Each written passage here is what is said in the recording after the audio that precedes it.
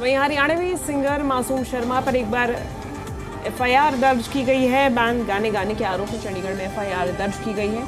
PU में चंबल के डाकू गाना गाया था। ये गाना बैंड है। सरकार ने भी मासूम के कई गानों को बैन किया हुआ है। 28 मार्च को पंजाब यूनिवर्सिटी में शो हुआ था जिसमें मासूम शर्मा ने बैंड गाना गाया था।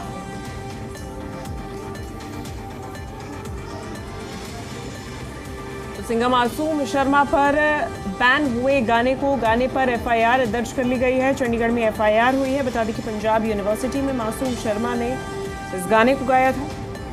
बता दें कि सरकार की तरफ से ये गाना बैन किया गया है।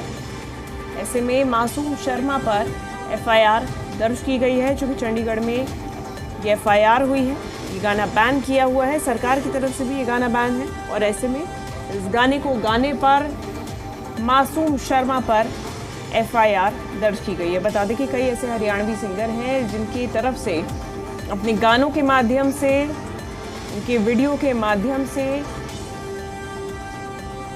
गन कल्चर को प्रमोट किया जा रहा है, जिसे रोकने के लिए सरकार प्रयासरत है और ऐसे में इन सभी गानों को बैन किया गया है। मासूम शर्मा के भी कई गाने इनमें से एक हैं।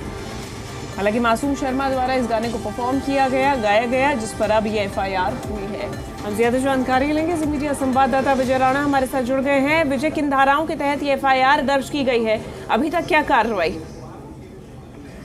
देखिए, धाराएं कई लगाई गई हैं क्योंकि मासूम शर्मा का जब शो हुआ था पंजाब यूनिवर्सिटी चंडीगढ़ में, तो उस शो में कई नियमों को देखा किया गया था। जिस तरह के यूनिवर्सिटी में जो तय नियम किए गए हैं कोई भी कार्यक्रम आयोजित करने के, उसके नियमों को जो है उस समय पालन नहीं किया गया। तो बड़ी बात ये हुई कि उस कार्यक्रम के दौरान छात्र की मौत हो गई थी। उसके बाद ये मामला हाईकोर्ट में गया था और हाईकोर्ट की ओर से चंडीगढ़ के डीसी, डीजीपी आदि अधिकारियों को जो नोटिस दिया गया था इस मामले को लेकर।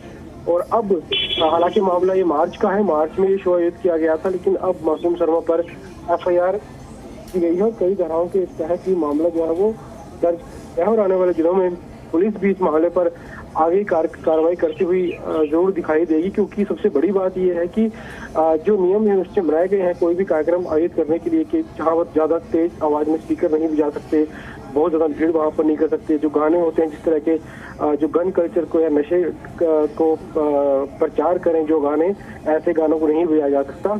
लेकिन इस शो में इस तरह के नियमों को तोड़ा गया था और उसके बाद ये मामला हाईकोर्ट पहुंचा था और हाईकोर्ट ने जब नोटिस किया चंडीगढ़ के जो सीनियर वरिष्ठ जो प्रशासनिक अधिकारी हैं, चाहे वो डीसी है, डीजीपी है, उसके बाद चंडीगढ़ प्रशासन हरकत में आया है और मासूम शर्मा के खिलाफ एफआईआर दर्ज की गई है इस मामले में। जी विजय, मासूम शर्मा की तरफ से क्या कोई बयान, कोई सफाई सामने आई है? क्यों उनकी तरफ से ये गाना परफॉर्म किया गया और क्या आयोजकों पर भी एफआईआर दर्ज की गई है? क्योंकि इस दौरान जो गाना परफॉर्म किया गया है आयोजकों द्वारा रोका नहीं गया, क्या पहले से उन्हें पता नहीं था मासूम शर्मा ये गाना परफॉर्म करने वाले हैं? देखिए, मासूम शर्मा के इलाके से ज्यादातर गाने हैं वो इस तरह की ही वो गाने ही, कई गाने वीडियो पर भी हरियाणा सरकार की ओर से बैन किए गए हैं। तो जाहिर तौर पर इस बात की जानकारी आयोजकों को रही होगी कि कौन कौन से किस तरह के गीत यहाँ बजाए जा सकते हैं और कौन से गीतों को नहीं बजाया जा सकता। और बाकी जो नियम है किसी भी कार्यक्रम को आयोजित करने के उसके तहत प्रोग्राम किया जाए, उससे बाहर निकलकर ना किया जाए। तो उसके तहत अब जो एफआईआर है वो दर्ज की गई है और कई गाने हैं मासूम शर्मा के।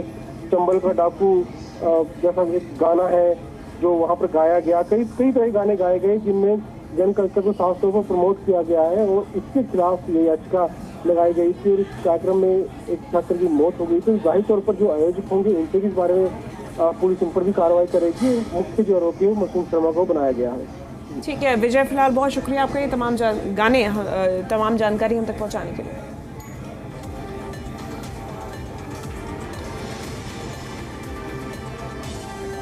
इस गाने को लेकर लगातार विवाद बढ़ता जा रहा है। इस गाने को बैन किया गया है, हालांकि फिर भी मासूम शर्मा की तरफ से इस गाने को परफॉर्म किया गया। चंबल के डाकू जो कि सरकार की तरफ से भी बैन किया गया है। ऐसे में मासूम शर्मा के खिलाफ कार्रवाई की गई है, एफआईआर चंडीगढ़ में दर्ज की गई है।